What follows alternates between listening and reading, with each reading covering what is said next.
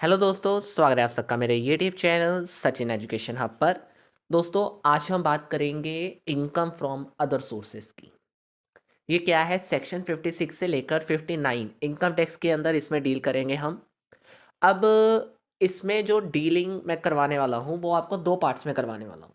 यानी इसके सेक्शंस वैसे थोड़े से कम ही है, मतलब चाहूँ तो मैं एक वीडियो में कर सकता था, लेकिन जो इसमें गिफ्ट वाला टॉपिक है ना, मतलब सेक्शन 56 सब सेक्शन 2 क्लोज 10 है ना, जो जो गिफ्ट वाला जिसे हम स्पेशली गिफ्ट्स के नाम से जानते हैं, वो सेक्शन वो मैं सेपरेट वीडियो में कवर करूंगा with the help of illustration, तो वो अलग चला जाएगा। इस वीडियो में बाकी जितनी भी इनकम्स हैं जो इनकम फ्रॉम अदर सोर्सेज में आती हैं, जिनके बारे में थोड़ा सा आपको जानना है, वो कौन सी इनकम्स हैं, आज हम उसके बारे में पढ़ेंगे और बाकी चीज़ें क्या होती हैं वो भी डिस्कस कर लेंगे।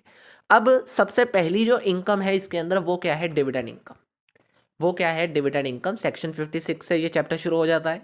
तो सेक्शन 56 सब सेक्शन 2 क्लोज 1 क्या कहता है कि डिविडेंड इनकम टैक्सेबल है।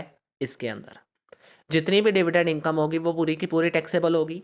लेकिन अब बात यहाँ पे है कि ये डिविडेंड इनकम अकेला क्वेश्चन ऐसा नहीं आएगा। मतलब अगर सपोज करो आपको 5 मार्क्स में डिविडेंड इनकम का कोई क्वेश्चन आना हुआ ना, तो ये क्वेश्चन एक बन जाता है नीचे जो दिया हुआ है कि सेक्शन 222 के अंदर, मतलब सेक्शन 2 सब सेक्शन 22 के अंदर डिविडेंड इनकम के भी कुछ पार्ट्स बताए गए हैं, जिसको हमने डिविडेंड इनकम है नहीं पर मान लेना है। मतलब ये कि जो हमारी है नहीं इनकम डिविडेंड वाली, लेकिन उसको डिविडेंड इनकम मानना है, वो कौन कौन सी चीजें हैं? सेक्शन 2 सबसेक्शन 22 के अंदर इनकम टैक्स ने बताया है कि अगर आपके पास कोई एक्यूमुलेटेड प्रॉफिट आता है, मतलब अगर शेयर होल्डर हो आप, आपके पास accumulated profit in the form of distribution of cash आपको दे दिया गया है, तो वो आपके लिए क्या मान ली जाएगी? डिविडेंड इनकम मान ली जाएगी। और इसी तरीके से अगर आप शेयर होल्डर हो, आपको कंपनी ने accumulated profit in the form of share दिया है या इन द फॉर्म ऑफ काइंड दिया है, तो जो उस चीज या उन शेयर्स की मार्केट वैल्यू होगी जो आपको दी गई है, मतलब जो आपको शेयर दिए गए हैं, या फिर जो आपको काइंड के वे में फॉर्म, काइंड्स वैसे शेयर के फॉर्म में ही हो जाएंगे, कि जो भी आपको शेयर्स दिए गए हैं अक्यूमुलेटेड प्रॉफिट्स को डिस्ट्रीब्यूट करके, उस शेयर की मार्केट वैल्यू आपके लिए डिविडेंड इनकम मान ली जाएगी अगर आप शेयर होल्डर हो तो। ये पहला केस हो गया। दूसरा आता है कि अगर सपोज करो डिवेंचर्स को डिस्ट्रीब्यूट करा है, या कि शेयर होल्डर्स के पास आपने कुछ पैसे डिपॉजिट करवाए हैं, या फिर बोनस शेयर्स इशू करे हैं आपने प्रेफरेंस शेयर होल्डर्स को, तो वहां पे आपकी जो भी डिस्ट्रीब्यूशन है वो उन शेयर होल्डर्स के लिए डिविडेंड इनकम मान ली जाएगी, यानी वो शेयर होल्डर्स के लिए डिविडेंड इनकम है। लेकिन एक चीज का ध्यान रखना है कि अगर आपने bonus share equity share holders को क्या करे हैं? डिस्ट्रीब्यूट करे हैं, तो वो केस डिविडेंड इनकम नहीं आएगा। मतलब बोनस शेयर अगर आपने इक्विटी शेयर होल्डर्स को दिए हैं तो वो डिविडेंड इनकम नहीं होती। सिमिलरली ऐसे ही अगर आप लिक्विडेशन के टाइम पे, यानी कंपनी लिक्विडेशन के टाइम पे अपने शेयर होल्डर्स को, या फिर कह लो लिक्विडेशन का कुछ इनकम जो बनती है या लिक्विडेशन का जो भी पार्ट है वो डिस्ट्रीब्यूट करती है लाइक अ इनकम, तो वो शेयर होल्डर के लिए डिविडेंड इनकम ही मान ली जाएगी। लेकिन एक चीज़ का इसमें भी ध्यान रखना है कि अगर लिक्विडेशन के टाइम के बाद आपको प्रॉफिट डिस्ट्रीब्यूट करके दिया जाता है तो वो डिविडेंड इनकम में नहीं आएगा, उसको हम कैपिटल के ऊपर रीपेमेंट के नाम से जानेंगे। ठीक है। ऐसे ही नंबर 4 क्या है कि अगर शेयर होल्डर्स को कोई डिस्ट्रीब्यूशन दी जाती है, मतलब करी जाती है in the form of reduction of share capital, तो वो भी उनके लिए डिविडेंड इनकम मान ली जाएगी। यानी अगर आप बात करो तो कैपिटल की रिडक्शन जब होती है तो उसका कुछ पार्ट्स भी शेयर होल्डर में, मतलब कैपिटल की रिडक्शन करना, इन शॉर्ट कहूं कि कैपिटल को रिड्यूस करना to the extent of accumulated profit, वो पार्ट भी क्या है? डिविडेंड इनकम है हमारे शेयर होल्डर्स के लिए, यानी वो पार्ट भी डिविडेंड इनकम के अंदर चला जाएगा, मान लिया जाएगा, मतलब deem to be dividend income हो जाएगा।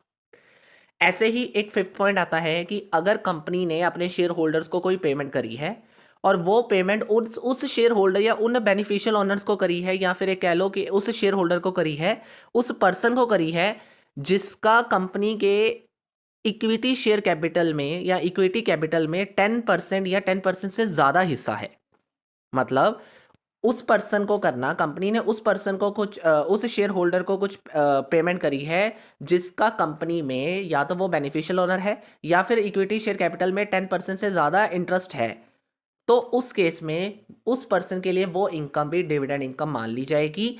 और एक चीज़ बात ये भी ध्यान में रखनी है कि वो इनकम सिर्फ एक्यूमुलेटेड प्रॉफिट तक ही आपने मतलब एक्सटेंट तक रहेगी, मतलब एक्यूमुलेटेड प्रॉफिट से ज़्यादा आपको वो डिविडेंड इनकम नहीं माननी है।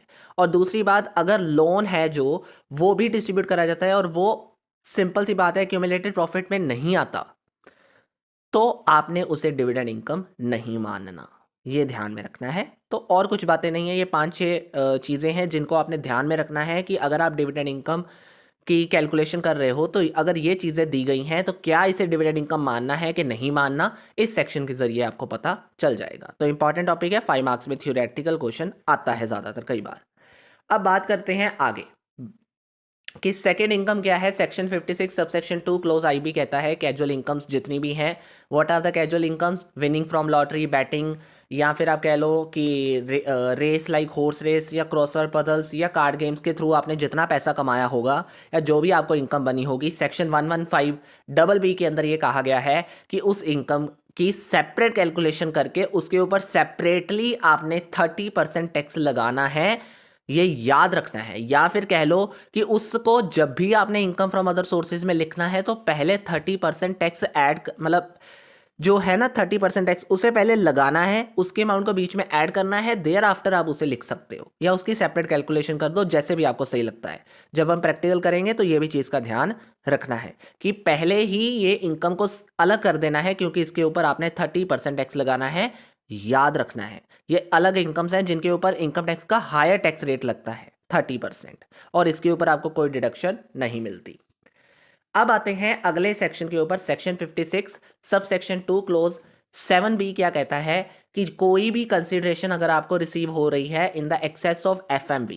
इन शॉर्ट अगर मैं आपको ये पूरी लाइन का मतलब बता दूं कि FMV ऑफ द शेयर, मतलब अगर आपने सपोज करो शेयर्स हैं जो कंपनी ने वो प्रीमियम के ऊपर इशू किए हैं और उसकी फेयर मार्केट वैल्यू, उसकी फेस वैल्यू और इशू प्राइस, कहने का मतलब क्या हुआ कि अगर सपोज करो कि उसकी फेस वैल्यू, मैं सपोज करने के लिए क्यों कह रहा हूँ, आपको एग्जांपल नीचे दी गई है उसके थ्रू आप समझ सकते हो कि सपोज है कि आपके पास फेस वैल्यू है एक शेयर की 100 रुपीज़, राइट, और उसकी फेयर मार्केट वैल्यू है 120 और इशू प्राइस है 130, यानी आपने प्रीमियम के ऊपर 130 के ऊपर इशू करे हैं। अगर आप ये कहो कि प्रीमियम मेरा 30 है तो मैं उसे ले लेता हूँ, 10,000 इंटू 30 कर देता हूँ, तो वो रॉन्ग हो जाएगा। आपकी वो इनकम मानी जाएगी जो आपके फेयर मार्केट वैल्यू से ऊपर चली गई होगी। अगर सपोज करो आपने 100 की बजाय 110 के ऊपर इशू कर दिए और 120 आपका फेयर मार्केट वैल्यू है, तो कोई फर्क नहीं पड़ने वाला। लेकिन अगर आपकी फेयर मार्केट वैल्यू से भी ऊपर चला जाता है आपकी प्रीमियम की अमाउंट, तो जितनी अमाउंट चली गई है उसको आपने मल्टीप्लाई करना है अपने नंबर ऑफ शेयर्स के साथ, वो आपकी इनकम मान ली जाएगी। यानी 130 अगर आपकी इशू प्राइस है और 120 आपका क्या है FMV, तो दोनों में क्या कितना डिफरेंस है 10, तो 10 इंटू 10,000 करके 1,00,000 रुपीज़ आपकी इनकम हो जाएगी। ये हो गया। अब ये केस था आपका कि जो प्रीमियम के ऊपर एक्स्ट्रा अमाउंट होगी FMV के अबव, वो आपकी इनकम मान ली जाएगी इस सेक्शन के अंदर।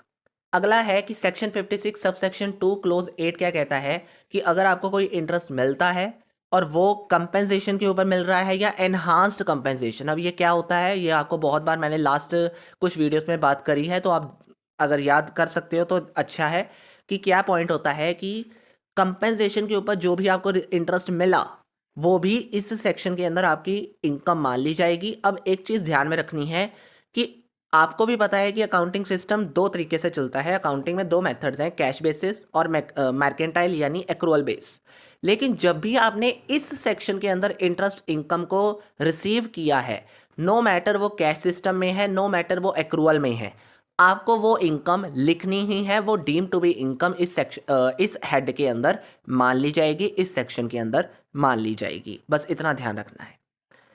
अब उसके बाद सेक्शन 56 सब सेक्शन 2 क्लोज 9 कहता है कि आपने कैपिटल गेन के अंदर तो बात करी थी कि जो भी 2014 से पहले 1 अप्रैल 2014 से पहले का आपका फॉरफिटेड अमाउंट होगी, मतलब जो आपके पास फॉरफिटेड अमाउंट है due to the failure of negotiation of transfer of capital asset, वो आपकी कैपिटल गेन के अंदर चली जाएगी, उसमें आप टैक्सेबिलिटी करोगे। और अगर आपकी 2014 के बाद की बात करी जाए, जितनी भी आपने अमाउंट फॉरफिट करी होगी इस केस में, वो आपकी इनकम अंडर है अदर सोर्स में लिखकर कैलकुलेट करके इनकम, मतलब उसको आपने इनकम मान लेना है और उसको इसी तरीके से ट्रीट करना है जैसे बाकियों को करते हैं।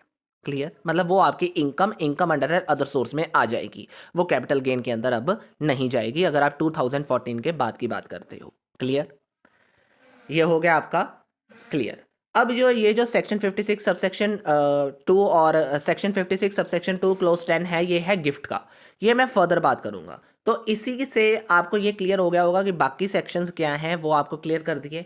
अब एक और छोटा सेक्शन रह गया है, section 56 clause two sorry section 56 subsection 2 clause ID क्या कहता है कि इंटरेस्ट अगर आपको सिक्योरिटीज के ऊपर रिसीव हो रहा है और वो सिक्योरिटीज हैं जो वो आपने इन्वेस्टमेंट पर्पस के लिए अगर रखी होंगी, तो उसकी जो इंटरेस्ट आपको मिला है, उसकी जो इनकम आपको हुई है, वो आप इनकम फ्रॉम अदर सोर्सेज में ले लोगे। अदरवाइज अगर आपने स्टॉक इन ट्रेड की तरह उसे ट्रीट करा है तो वो आपकी पीजीबीपी में इनकम मान ली जाएगी। और एक चीज़ का ध्यान रखना है कि इसमें आपको एग्जाम्पशंस मिल सकती हैं, तो वो कौन सी हैं?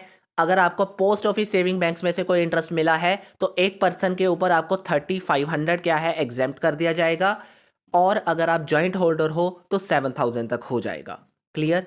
लेकिन इसी तरीके से अगर आपने गोल्ड बॉन्ड डिपॉजिट्स हैं आपके पास, उसके ऊपर आपको इंटरेस्ट मिला है तो वो भी माफ है, मतलब वो भी एग्जेम्प्ट हो जाएगा इस सेक्शन के अंदर। और अगर आपके पास कोई ऐसे बॉन्ड्स थे जो लोकल अथॉरिटी या गवर्नमेंट के द्वारा इशू किए गए थे, उसके ऊपर आपको इंटरेस्ट मिला है, तो वो भी आपको इस सेक्शन के अंदर मतलब माफ़ी मिल जाएगी। वो भी आप इनकम के मतलब उसको भी आप एग्जेम्प्ट कर सकते हो, उसके ऊपर भी टैक्स नहीं लगेगा। तो दोस्तों आई होप आपको अच्छे से अब क्लियर हो गया होगा कि कौन कौन सी इनकम इसमें आती हैं, सिवाय एक गिफ्ट इनकम के, जो आप नेक्स्ट पार्ट में अच्छे से क्लियर करोगे with the help of illustration, क्योंकि उसके सम्स भी बहुत इंपॉर्टेंट है।